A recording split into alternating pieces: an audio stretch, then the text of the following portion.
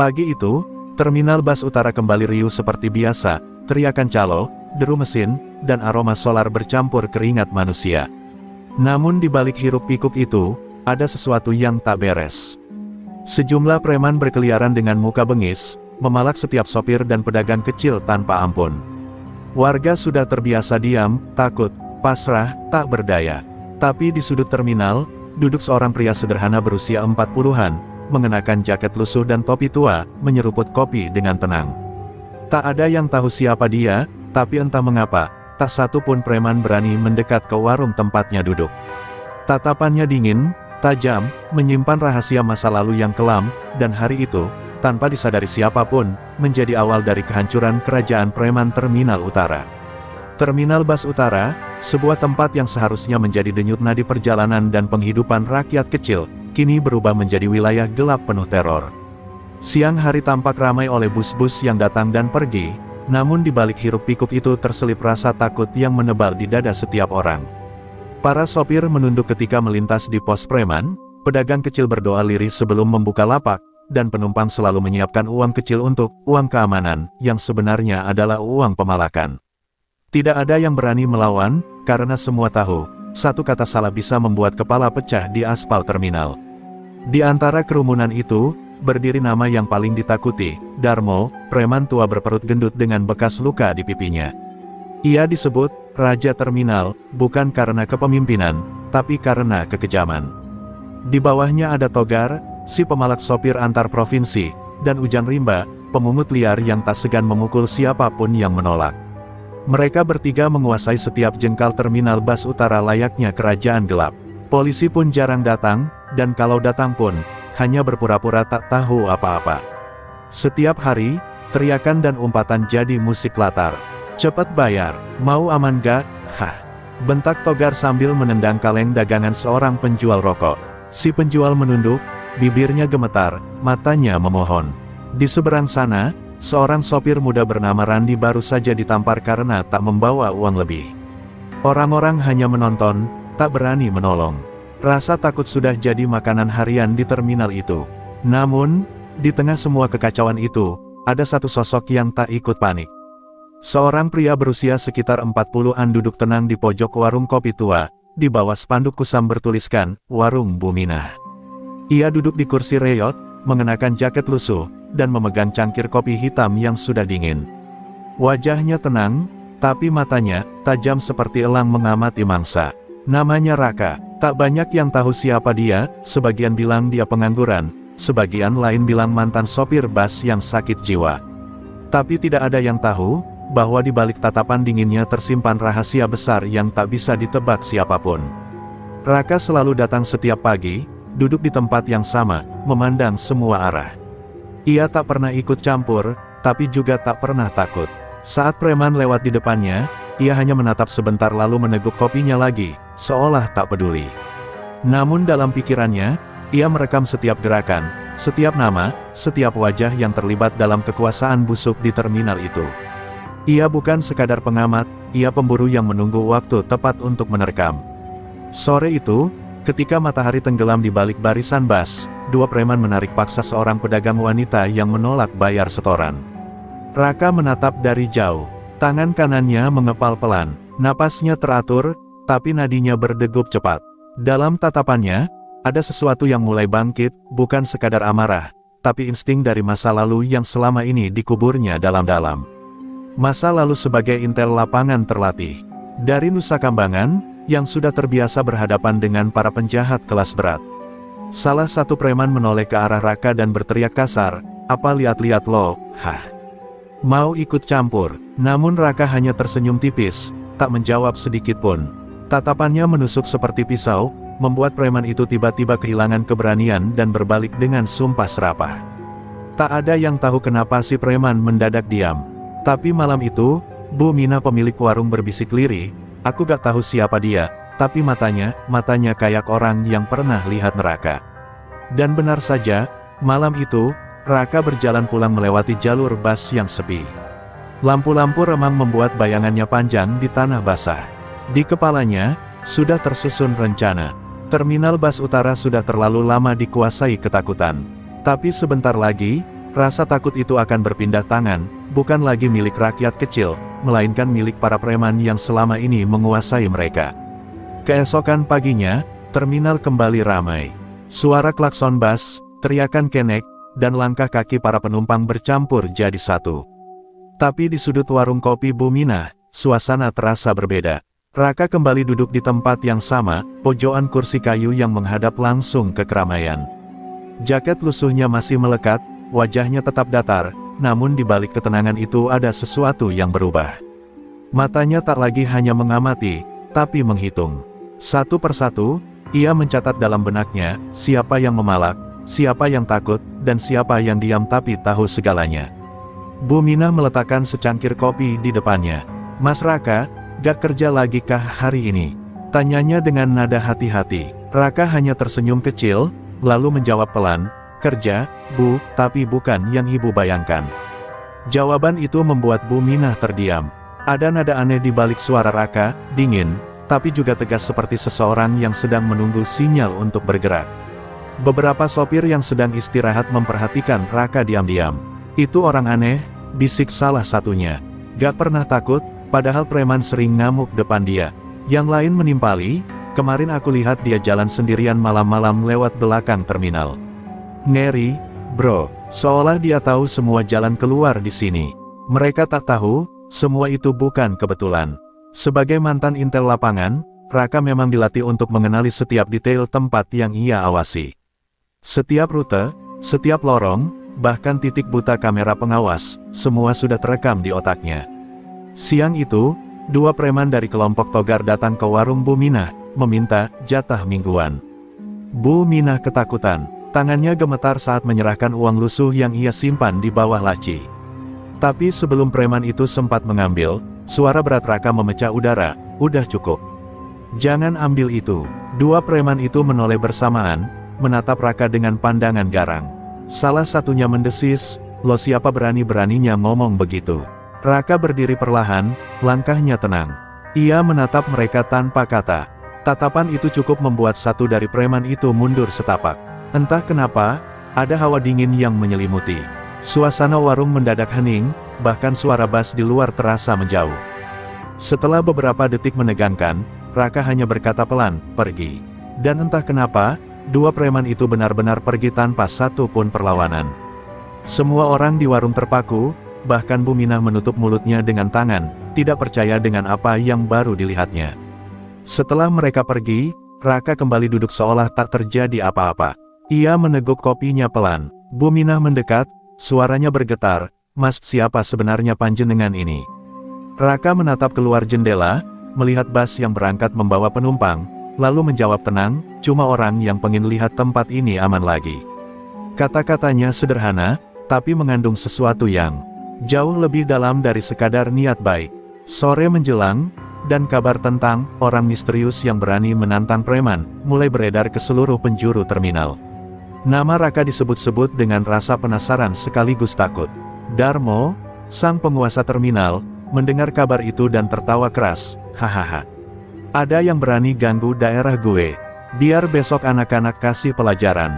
Tapi dalam tawa itu, ada nada marah yang tak bisa disembunyikan. Baginya, terminal adalah wilayah kekuasaan, dan tak ada ruang bagi siapapun untuk mencoreng gengsinya. Malamnya, Raka berdiri di tepi terminal, menatap lampu jalan yang mulai redup. Ia tahu, besok pagi, mereka akan datang mencarinya. Tapi wajahnya tetap tenang. Ia sudah melalui misi jauh lebih berbahaya dari sekadar puluhan preman. Di bawah cahaya temaram, Raka tersenyum tipis sambil berbisik pada dirinya sendiri. Pagi berikutnya, suasana terminal terasa lebih tegang dari biasanya. Dari kejauhan, sudah terdengar derap langkah sepatu kasar, rombongan preman yang dikirim Darmo tiba. Ada sekitar 10 orang, sebagian membawa rantai besi dan tongkat kayu. Wajah mereka penuh amarah, mata mereka liar mencari satu sosok, pria berjaket lusuh yang kemarin berani menantang mereka di warung kopi. Raka, para sopir dan pedagang buru-buru menyingkir, menutup lapak mereka, karena mereka tahu, jika kelompok Darmo sudah bergerak, pasti akan ada darah yang tumpah. Bu Minah gemetar di balik tirai warungnya, berdoa dalam hati agar Raka tidak datang hari itu. Tapi seperti sudah tahu segalanya, Raka justru muncul dari arah halte bus. Langkahnya tenang, tatapannya lurus, seolah tak ada ancaman di depan mata. Ia menghampiri warung dan duduk di kursi biasa, menyalakan rokoknya perlahan. Dari kejauhan, kelompok preman itu melihatnya, dan kepala mereka langsung panas. "Itu dia orangnya," teriak salah satu dari mereka. Tanpa basa-basi, mereka mendatangi warung Bu Minah. Satu di antara mereka menendang meja hingga cangkir kopi pecah berantakan. Raka tidak bergerak sedikit pun. "Lo pikir lo siapa berani ngatur-ngatur terminal orang?" bentak preman bertubuh besar yang memimpin. Suasana mencekam. Orang-orang mulai mengintip dari balik bas dan tiang listrik. Mereka tahu, ini bukan lagi masalah kecil. Tapi Raka hanya menatap ke arah pemimpin preman itu dengan tatapan dingin, lalu berkata tenang, "Gue cuma mau terminal ini tenang.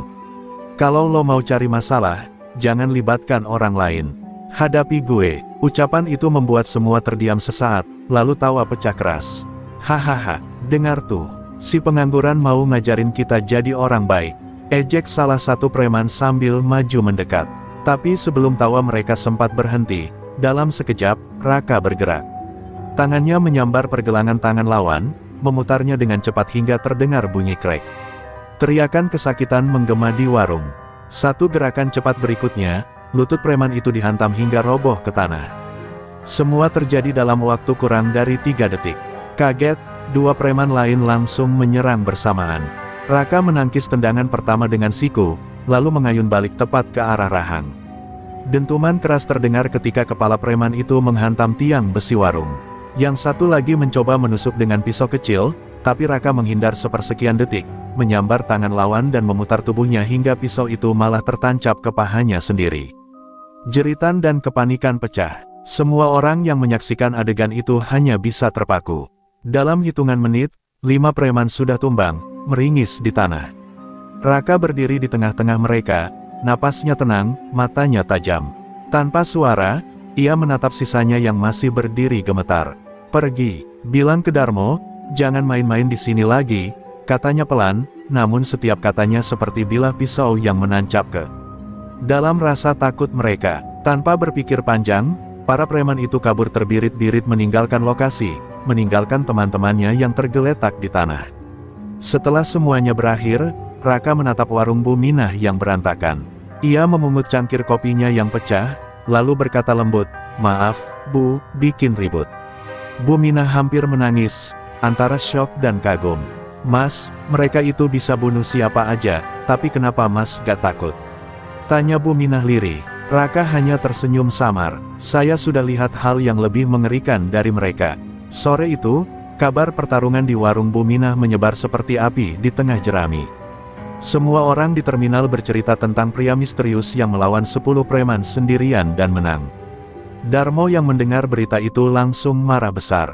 "Kalau begitu, malam ini juga kita beresin dia. Suruh anak-anak kumpul, gue sendiri yang bakal habisin orang itu," katanya dengan suara geram. Dan malam itu, terminal bus utara bersiap menyaksikan malam berdarah pertamanya. Sebuah peringatan keras akan lahir, bukan dari preman, tapi dari seorang intel yang sudah terlalu lama diam. Malam itu, terminal bus utara tampak sunyi tak seperti biasanya. Hujan turun rintik-rintik, memantulkan cahaya lampu jalan yang temaram di genangan air. Setelah kejadian siang tadi, ketakutan berganti dengan rasa heran di wajah para pedagang dan sopir. Semua membicarakan hal yang sama, siapa sebenarnya Raka? Bagaimana pria itu bisa mengalahkan belasan preman tanpa senjata, tanpa rasa takut? Namun di balik kekaguman itu, bayangan balas dendam Darmo sudah mulai bergerak dalam diam. Terminal itu seperti gunung berapi yang siap meledak, tenang di permukaan, tapi menyimpan bara di dalamnya. Sementara itu, di sebuah kamar kecil di pinggiran terminal, Raka duduk di depan meja reyot dengan laptop tua terbuka di hadapannya. Di layar, tampak sebuah file terenkripsi dengan logo lembaga intelijen. Ia membuka pesan suara dengan kode sandi tertentu. Suara berat seorang pria terdengar dari speaker. "Lebih besar dari, Raka, laporanmu sudah kami terima. Jaringan Darmo bukan cuma pemalak. Mereka terhubung dengan sindikat narkoba lintas kota. Perintah baru, bersihkan mereka semua. Tapi ingat, tak ada backup. Kau bergerak sendiri, seperti biasa." Raka diam beberapa detik, lalu menjawab pelan, "Saya mengerti." Setelah itu, file langsung terhapus otomatis dari sistem. Ia menyandarkan tubuh di kursi, menatap langit-langit kamar yang bocor. Dalam diam, pikirannya melayang ke masa lalu, saat ia masih aktif sebagai intel tempur di Nusa Kambangan. Wajah-wajah rekan seperjuangan terlintas di benaknya, termasuk mereka yang gugur di misi penyamaran. Misi itu sama seperti sekarang, sunyi, tak ada pengakuan, tapi penuh darah dan bahaya. Raka menarik napas panjang. Kali ini, aku akan selesaikan semuanya sendiri, gumamnya pelan. Di luar, suara sepatu-sepatu berat terdengar dari kejauhan. Puluhan preman mulai berkumpul di bawah komando Darmo. Hujan membuat bayangan mereka memanjang di aspal basah. Darmo berdiri di depan, dengan jas hitamnya yang basah kuyup, menatap ke arah warung Buminah. Malam ini, terminal harus jadi milik kita lagi. Gak ada orang luar yang boleh sok jago di sini, ucapnya dingin. Tangannya mengepal, dan kilat di langit menyambar seolah mengamini niat jahatnya. Raka, yang masih di kamarnya, membuka laci kecil dan mengambil sebuah kalung besi bertanda unit intel. Ia menggenggamnya erat. Kalung itu adalah simbol sumpahnya, bahwa selama masih hidup, ia akan melindungi rakyat kecil dari ketidakadilan. Kalian pikir aku hanya orang biasa, katanya lirih sambil berdiri dan mengenakan jaketnya yang kini tampak seperti seragam perang. Kalian akan tahu siapa sebenarnya yang kalian hadapi. Menjelang tengah malam, Raka berjalan perlahan ke arah terminal. Hujan semakin deras, menyamarkan langkahnya. Dari balik atap bas yang berkarat, ia melihat puluhan bayangan hitam berpatroli. Suara tawa kasar, dentingan rantai besi, dan aroma alkohol bercampur jadi satu. Ia tahu, mereka sedang mencarinya. Tapi malam itu, justru mereka yang sedang masuk ke dalam wilayah buruannya. Sementara itu, Bu Minah yang belum tidur melihat dari celah jendela, sosok Raka berjalan melawan arah hujan. Bayangannya tegas, matanya tajam, seolah membawa amarah sekaligus ketenangan seorang prajurit. Ya Allah, lindungi dia, ucapnya lirih. Ia tahu, malam itu bukan malam biasa. Ada sesuatu yang besar akan terjadi di terminal yang selama ini dipenuhi dosa itu. Dan benar saja, di antara suara hujan dan petir, samar-samar terdengar suara benturan logam, teriakan singkat, lalu senyap kembali. Satu persatu lampu terminal padam, meninggalkan kegelapan yang pekat. Tak ada yang tahu pasti apa yang sedang terjadi di balik gulita itu. Tapi dari kejauhan, seseorang berbisik di radio genggamnya dengan suara bergetar. Bos, orang itu bukan manusia biasa. Subuh datang dengan sunyi yang ganjil. Terminal bas utara tampak kosong, hanya sisa hujan dan jejak lumpur di aspal yang menjadi saksi bahwa sesuatu telah terjadi malam tadi. Para pedagang yang datang pagi-pagi menatap heran melihat beberapa bangku terbalik, bercak darah di dekat pos penjagaan, dan lampu jalan yang pecah. Tak ada yang tahu pasti apa yang terjadi, tapi semua merasakan hal yang sama, ada hawa dingin, seperti amarah yang belum padam. Sementara itu, di ujung lorong terminal, Raka berjalan pelan dengan langkah pasti, wajahnya tenang namun mata penuh perhitungan. Malam sebelumnya bukan sekadar perkelahian biasa. Raka telah menguji kekuatan lawan, mempelajari pola pergerakan mereka, dan mengetahui di mana letak titik lemahnya. Ia menemukan bahwa Darmo dan kelompoknya tidak sekadar preman jalanan, tapi bagian dari jaringan besar yang menyalurkan narkoba lewat bas antar kota. Terminal bas utara hanyalah salah satu titik distribusi. Kini, Raka tahu bahwa misinya jauh lebih besar dari sekadar memberantas pemalakan. Ia harus memutus rantai kejahatan yang mengakar hingga keluar kota. Raka mulai bergerak dalam diam. Siang hari, ia tetap menjadi sosok sederhana yang duduk di warung kopi sambil menyeruput kopi hitam. Tapi malamnya, ia berubah menjadi bayangan yang menelusuri setiap sudut terminal. Ia menyusup ke gudang bas tua, ke kios yang tampak tak terpakai, dan menemukan ruang rahasia di bawah lantai kayu, tempat para preman menyimpan barang haram. Catatan tangan dengan nama-nama besar dan jadwal pengiriman menjadi bukti kuat di tangannya. Ia menyalin semuanya dengan hati-hati, lalu membakarnya agar tak ada jejak tersisa. Namun Raka tahu, ia tidak bisa hanya bersembunyi di balik bayangan. Ia harus menanam rasa takut di hati musuhnya, seperti yang dulu ia pelajari semasa menjadi intel Nusa Kambangan. Maka, ia mulai bergerak satu persatu. Di malam berikutnya, salah satu tangan kanan Darmo ditemukan tak sadarkan diri di belakang bas dengan luka dalam misterius di dada. Beberapa jam kemudian, gudang penyimpanan mereka terbakar habis tanpa diketahui sebabnya. Orang-orang mulai panik, dan kabar menyebar, ada hantu pemburu preman di terminal. Darmo, yang biasanya tertawa keras dan santai, kini mulai gelisah. Siapa yang berani main di wilayah gue tanpa izin? Geramnya sambil menghantam meja kayu hingga retak. Tapi di matanya mulai muncul rasa takut yang tak mau ia akui. Ia tahu, serangan ini bukan dilakukan oleh orang sembarangan. Terlalu rapi, terlalu cepat, dan tanpa saksi. Ia bahkan sempat berpikir, apakah ini kerjaan aparat. Tapi tak ada polisi yang seberani itu. Tak ada yang berani melawan kelompoknya, kecuali orang yang benar-benar terlatih untuk memburu. Sementara itu, Raka duduk di bangku halte yang sudah berkarat, memandangi lampu-lampu kota di kejauhan. Di tangannya, ada selembar foto lama, wajah seorang rekan intel yang gugur dalam misi serupa bertahun-tahun lalu. "Tenang, bro," bisiknya lirih. "Yang dulu gagal kita selesaikan, sekarang aku teruskan." Tatapannya kosong, tapi tegas. Dalam dirinya, tak ada ruang untuk dendam pribadi, hanya tugas, dan keyakinan bahwa kejahatan harus dibayar dengan keberanian. Malam demi malam, terminal itu semakin sunyi. Para preman mulai menghindar, sebagian kabur keluar kota, sebagian lain memilih bersembunyi. Tapi Raka tahu, badai sebenarnya belum datang. Darmo pasti sedang menyiapkan langkah besar, sesuatu yang lebih berbahaya dari sekadar balas dendam. Raka hanya punya satu pilihan, menyerang sebelum diserang. Ia menyiapkan rencana akhir, operasi sunyi untuk menuntaskan semuanya dalam satu malam. Di bawah cahaya rembulan yang redup, Raka mengencangkan tali sepatunya dan memasukkan pisau lipat kecil ke dalam saku jaketnya. Suara radio kecil di kamarnya kembali berderak pelan, menyampaikan pesan singkat dari kontak lamanya. "Hati-hati, ada pergerakan besar malam ini. Target utama, kamu." Raka tersenyum tipis, lalu menjawab dengan tenang, "Bagus. Berarti mereka sudah siap untuk berakhir."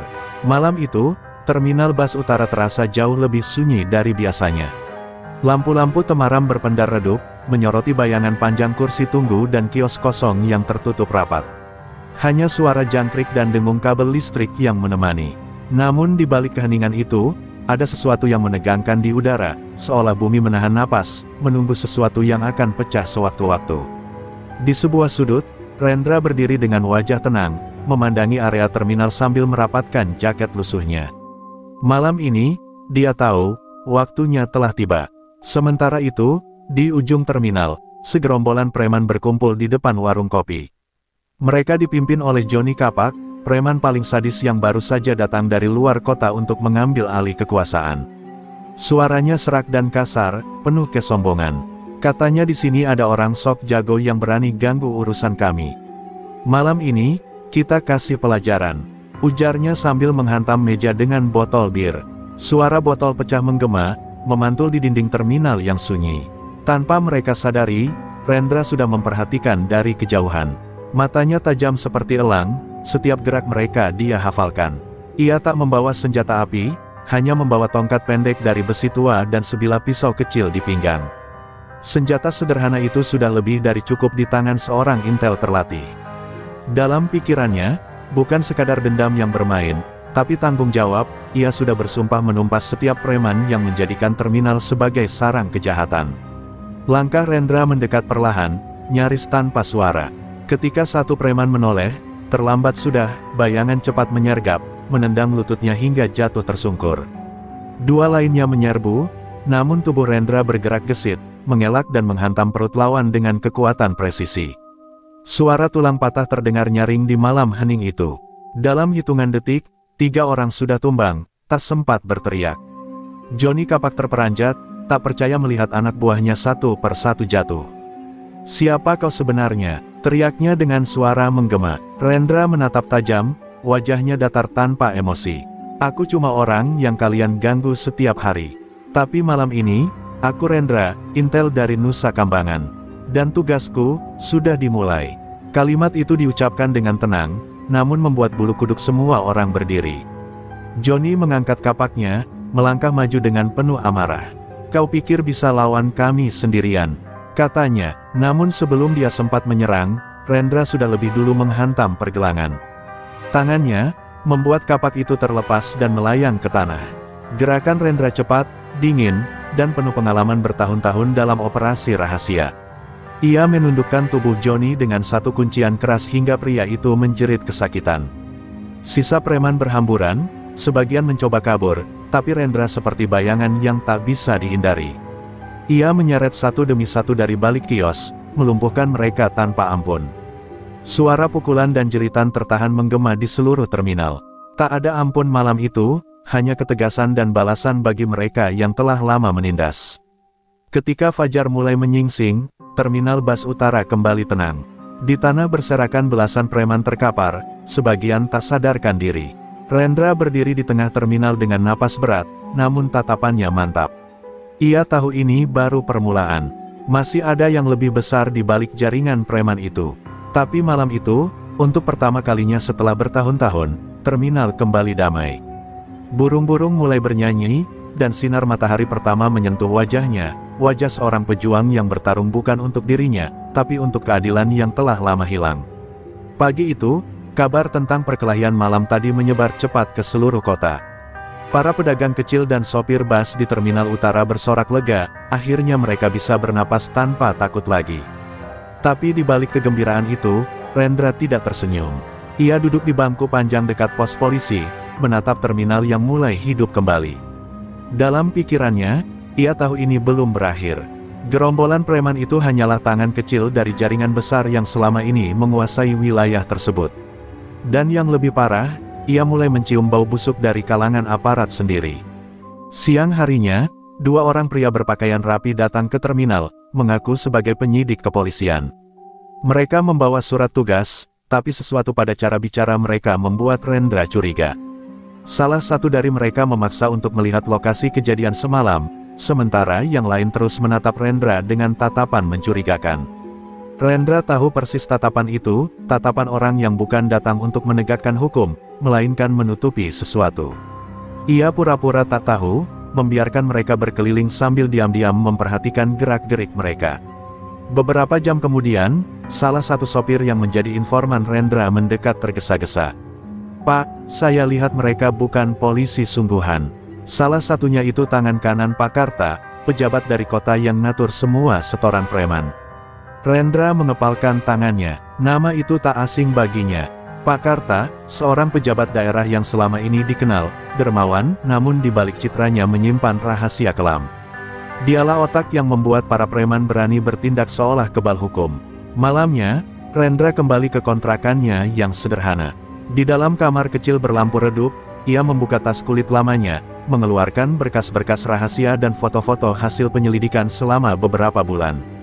Wajah-wajah preman, pengusaha hitam, hingga pejabat yang pernah makan malam bersama mereka, semua terpampang jelas. "Kau pikir aku tak tahu permainanmu, Karta?" gumamnya lirih. Matanya menatap tajam, wajahnya keras bagai batu. Sementara itu, di rumah besar di pinggiran kota, Pak Karta sedang menerima laporan. Johnny Kapak dan anak-anaknya gagal, Pak, semua lumpuh. Ada satu orang yang melawan, namanya Rendra. Laporan itu membuat wajah Karta menegang. Ia menyalakan cerutunya, mengembuskan asap tebal. "Rendra," ulangnya pelan. "Nama itu, sepertinya pernah kudengar di Nusa Kambangan." Tangannya berhenti sejenak, lalu ia memerintahkan anak buahnya, "Kalau benar dia intel dari sana, kita harus habisi dia sebelum dia buka mulut." Rendra sadar ia sudah diawasi. Setiap langkahnya kini diikuti, setiap pergerakannya dipantau. Tapi ia tak gentar. Ia tahu, sekali melangkah mundur berarti membiarkan kejahatan itu terus hidup. Dalam kesunyian malam, ia mulai menyusun rencana besar, rencana untuk membongkar jaringan preman dan pejabat korup yang bersembunyi di balik terminal itu. Keesokan paginya, ia sengaja duduk di warung kopi yang biasa dijadikan tempat nongkrong para calo bas. Ia ingin umpan itu menggigit. Dan benar saja, dari kejauhan ia melihat dua pria misterius mengawasinya. Rendra tersenyum tipis. "Kalian datang juga," bisiknya. Ia tahu, permainan baru saja dimulai. Kali ini bukan sekadar perkelahian jalanan, tapi perang melawan sistem kotor yang sudah menjerat banyak nyawa. Langit siang itu terasa lebih panas dari biasanya. Debu terminal berterbangan, suara klakson dan teriakan sopir bersahutan. Di tengah hiruk-pikuk itu, Rendra menatap lurus ke arah dua pria yang mendekatinya perlahan. "Mari kita lihat," gumamnya dalam hati, seberapa dalam kubangan kotor ini bisa kuterobos. Dan dengan satu langkah kecil, ia memulai babak baru dari perang panjangnya, perang yang akan menyingkap wajah asli para penguasa di balik Terminal Bas Utara. Sore itu, langit Terminal Utara berwarna kelabu, seolah alam pun tahu badai sedang mendekat. Rendra berdiri di antara deretan bas yang berasap, menyamar sebagai salah satu teknisi bengkel kecil di ujung terminal. Ia mengenakan topi lusuh dan pakaian berminyak agar tak menarik perhatian. Dari tempat itu, ia bisa mengamati setiap orang yang keluar masuk kantor pengelola terminal, tempat yang diduga menjadi markas koordinasi para preman dan orang suruhan Pak Karta. Setiap langkahnya diperhitungkan, setiap tatapan disembunyikan di balik wajah tenang. Ia tahu, sekali salah langkah, nyawanya bisa hilang tanpa jejak. Malamnya, ketika para sopir sudah pulang dan lampu terminal mulai padam, Rendra menyelinap ke gudang logistik di sisi barat. Di sana ia menemukan sesuatu yang tak pernah disangka, tumpukan karung besar berisi uang tunai dan catatan setoran. Di dalam buku itu, tercantum daftar nama-nama pejabat dan aparat yang menerima jatah setiap bulan. Salah satunya, Kepala Kepolisian Wilayah Utara. Rendra menatap daftar itu lama, rahangnya mengeras. Pantas saja preman-preman itu kebal hukum, gumamnya lirih. Namun sebelum ia sempat keluar, terdengar langkah kaki berat mendekat. Suara itu makin lama makin jelas, diikuti cahaya senter yang menyapu dinding. Rendra bersembunyi di balik tumpukan karung, menahan napas. Dua orang bersenjata masuk, berbicara pelan. Bos bilang, barang-barang ini jangan sampai ada yang tahu, terutama soal uang dari terminal, kata salah satu. Rendra menatap tajam dari balik bayangan. Ia tahu, kalau sekarang ia bergerak, dua nyawa itu tak akan pernah kembali. Tapi ia menahan diri, belum waktunya. Ia harus tahu lebih dalam sebelum menyerang. Ketika dua pria itu keluar, Rendra segera meninggalkan gudang dan menuju kamar kosnya di pinggiran kota. Di sana, ia membuka ponsel rahasianya dan mengirim pesan singkat ke nomor tertentu, bukti sudah ditemukan. Terminal dikendalikan dari dalam, mohon perintah selanjutnya. Tak lama kemudian, pesan balasan masuk dari pusat. Hati-hati, Rendra, Karta sudah tahu keberadaanmu. Operasi lanjut, tapi lindungi warga sipil. Jika keadaan genting, aktifkan protokol bayangan. Keesokan paginya, suasana terminal kembali ramai seperti biasa. Namun bagi Rendra, setiap wajah kini tampak mencurigakan. Ia mulai memperhatikan seorang pria berpakaian rapi yang selalu muncul di warung kopi, berbicara dengan calo-calo bas. Orang itu tak lain adalah tangan kanan Pak Karta, dikenal dengan nama Darman. Rendra sengaja menghampirinya dengan wajah ramah. Pak, mau servis rembas? Saya bisa bantu, ujarnya pura-pura. Darman menatapnya tajam, lalu tersenyum dingin. Kau teknisi baru? Iya. Hati-hati di sini, banyak yang suka cari mati. Kata-kata itu menjadi sinyal. Darman tahu siapa Rendra sebenarnya, tapi ia menunggu waktu yang tepat. Rendra pun berpura-pura tak mengerti, namun matanya menyimpan kewaspadaan tinggi.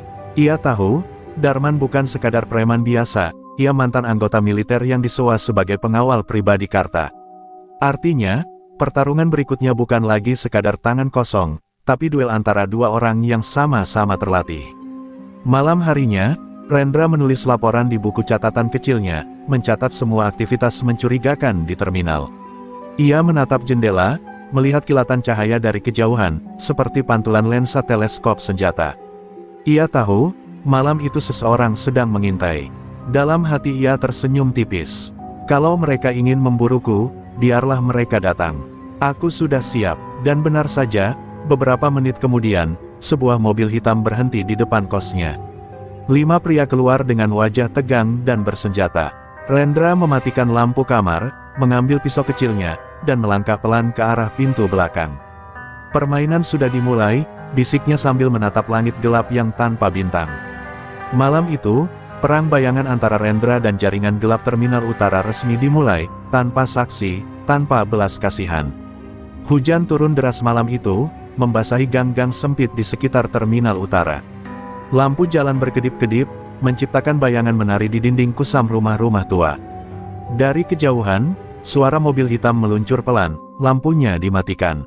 Di dalamnya, 5 pria berpakaian gelap memegang senjata, wajah mereka tegang. Target ada di dalam rumah kontrakan ujung gang, bisik salah satu dengan nada dingin. Mereka adalah orang-orang bayaran Darman, dikirim malam itu untuk membungkam Rendra selamanya.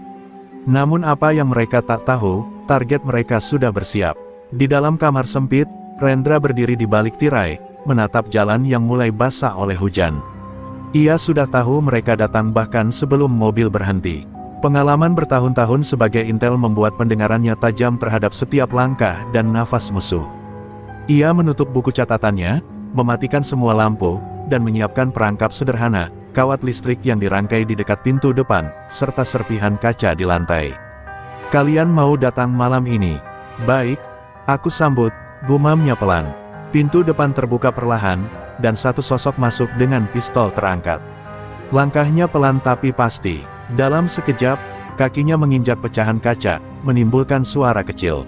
Itu cukup. Dari sisi gelap ruangan, Rendra muncul cepat, menendang senjata dari tangan lawan dan menghantam lehernya dengan siku keras. Pria itu langsung terjatuh tanpa suara.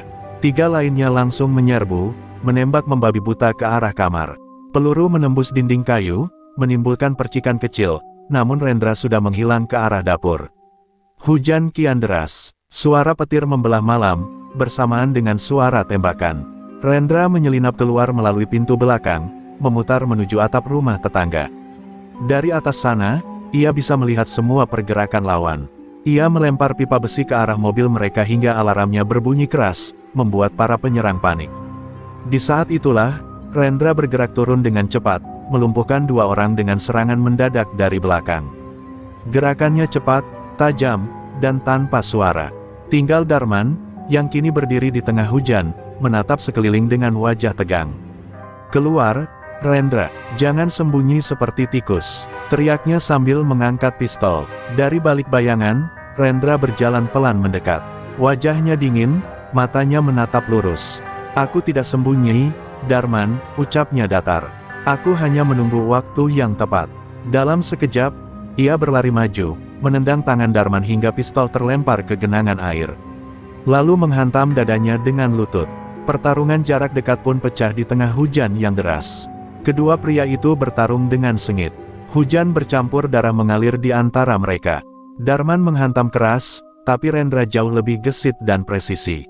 Dalam satu gerakan cepat, Rendra mengunci leher Darman dan menjatuhkannya ke tanah, menahan dengan kekuatan penuh. "Siapa yang memerintahkanmu?" tanyanya. Darman hanya tersenyum pahit, darah keluar dari bibirnya. "Karta, dia tahu semua tentangmu, bahkan di mana keluargamu tinggal." Seketika mata Rendra membesar, dadanya bergetar hebat.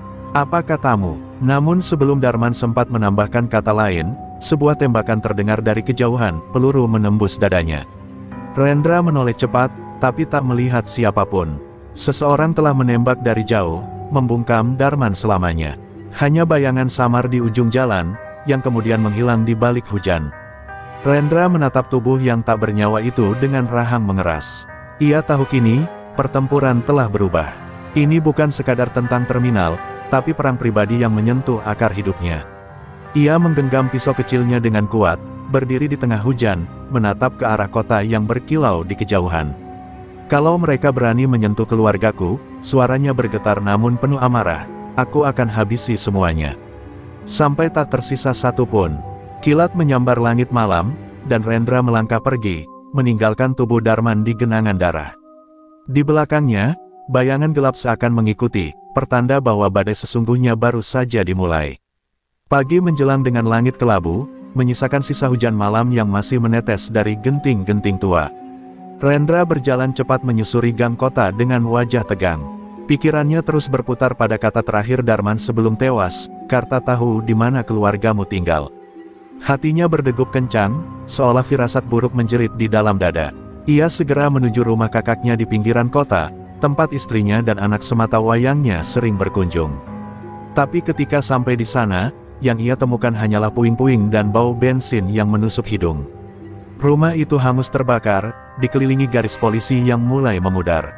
Rendra berdiri kaku di depan reruntuhan, tangannya gemetar. Tatapannya kosong, tapi matanya menyimpan badai besar yang tak bisa lagi ditahan.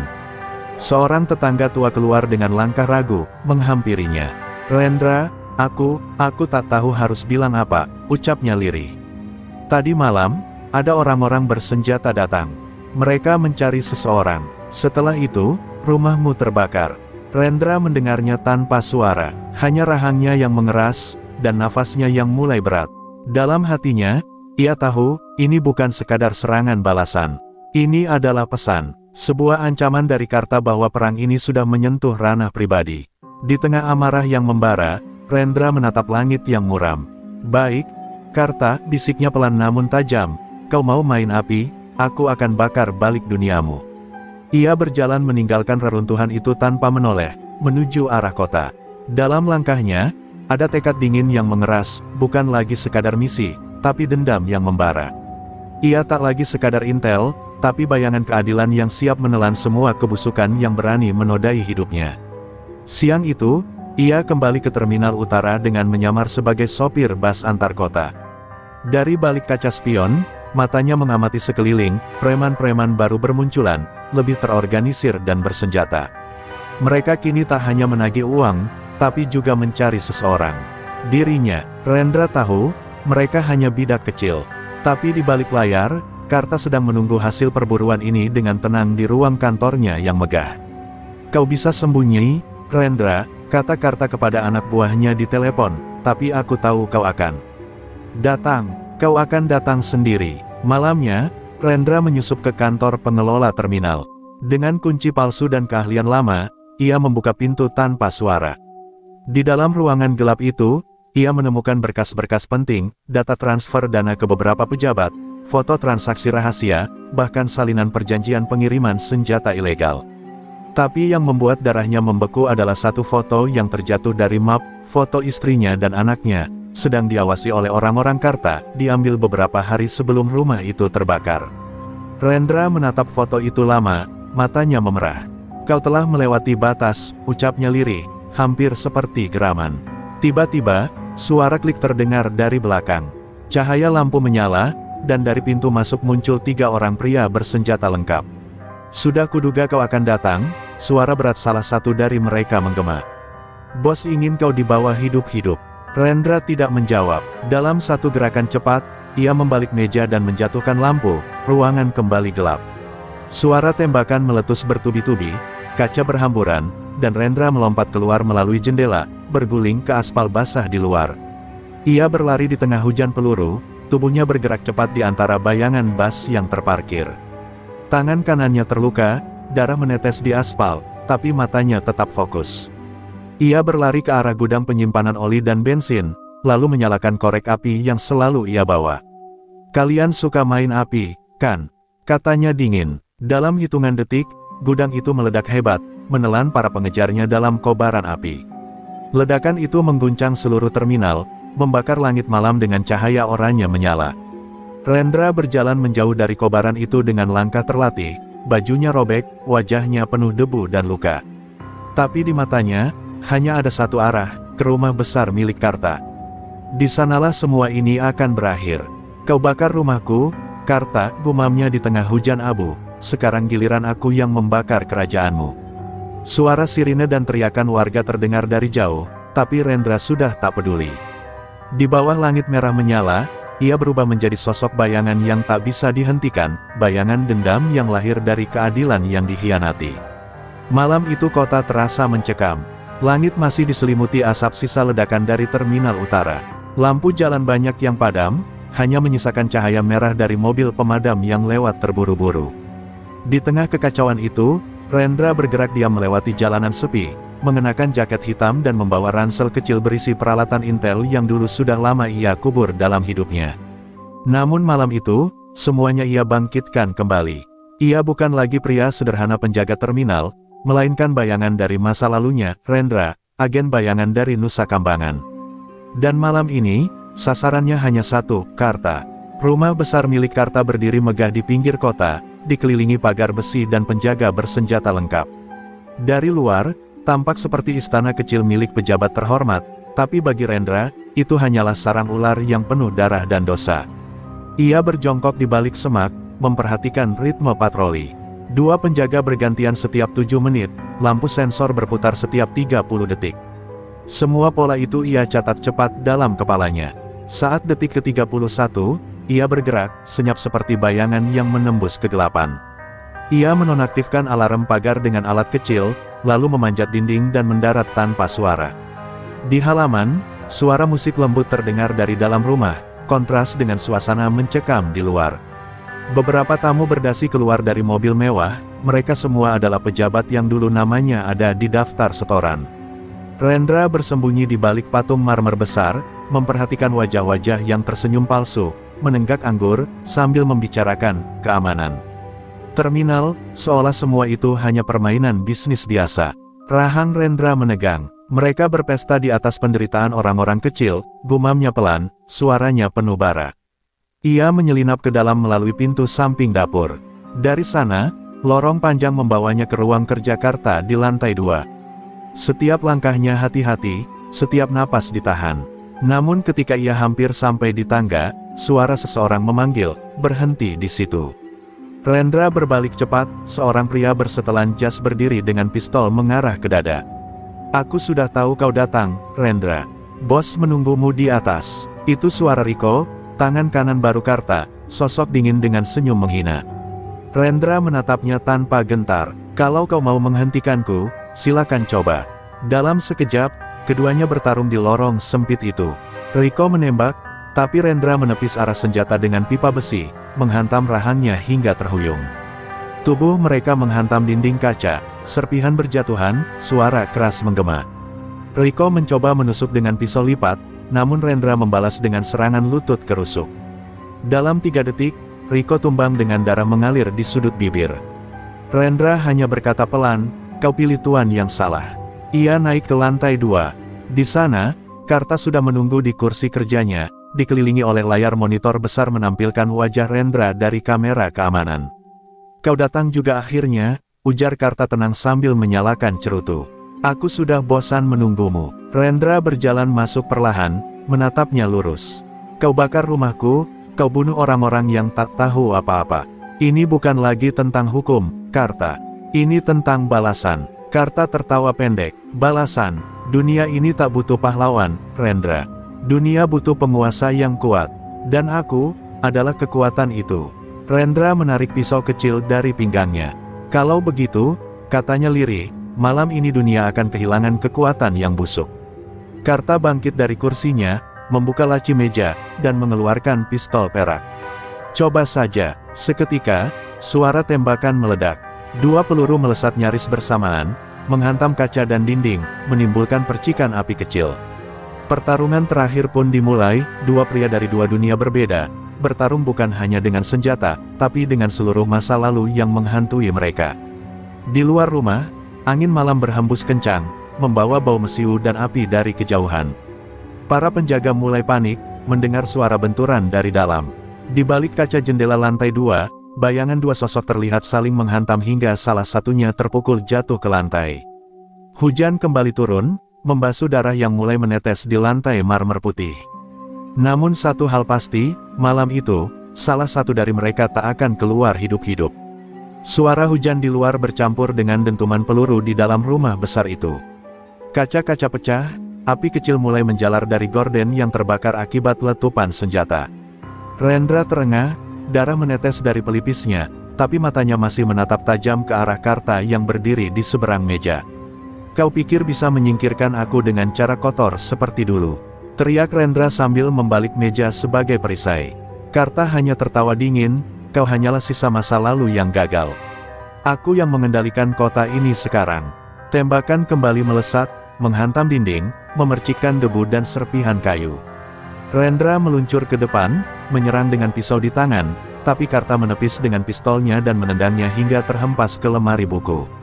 Suara kayu retak terdengar keras. Namun Rendra bangkit lagi, menatap musuh lamanya dengan penuh dendam. "Kau mencuri hidup banyak orang hanya untuk kuasamu sendiri.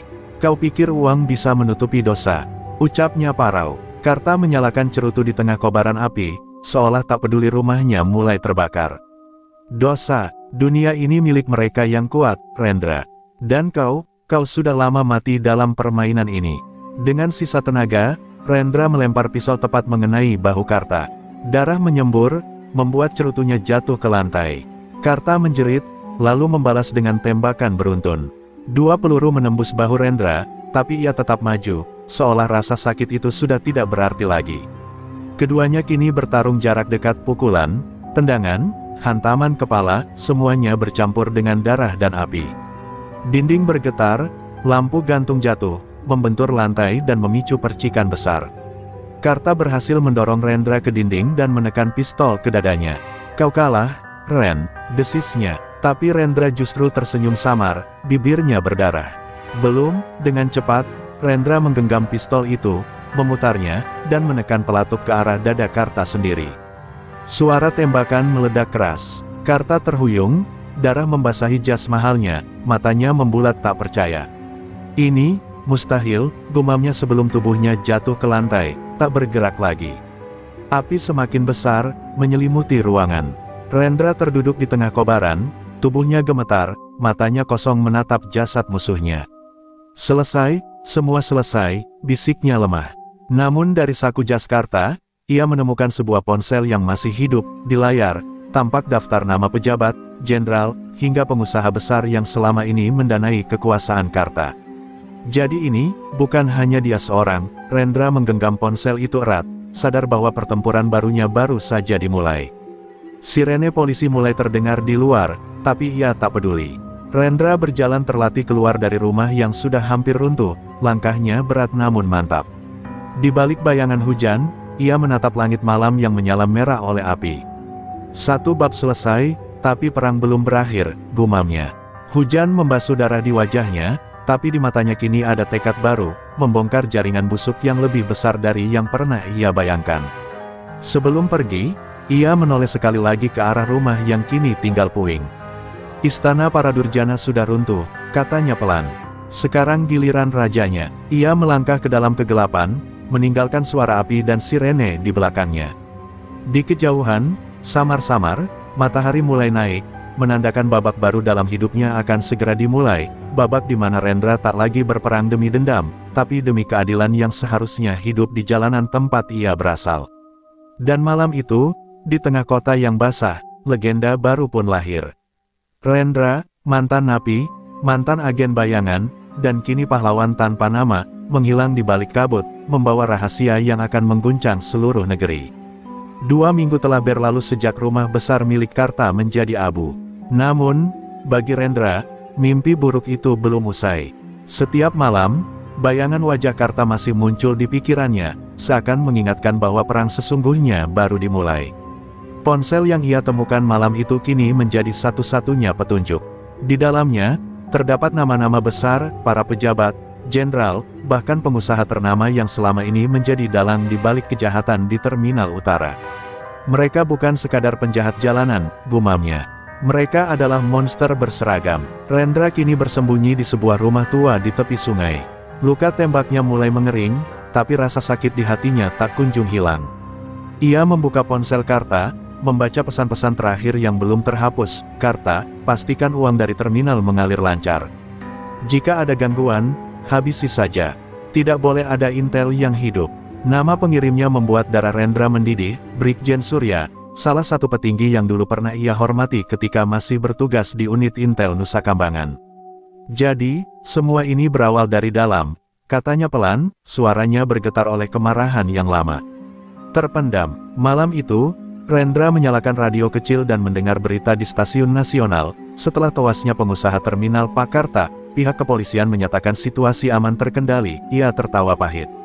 "Aman? Tidak, semua hanya sandiwara. Orang-orang besar sedang menutupi jejak mereka, dan rakyat kecil seperti sopir dan pedagang kaki lima tetap menjadi korban."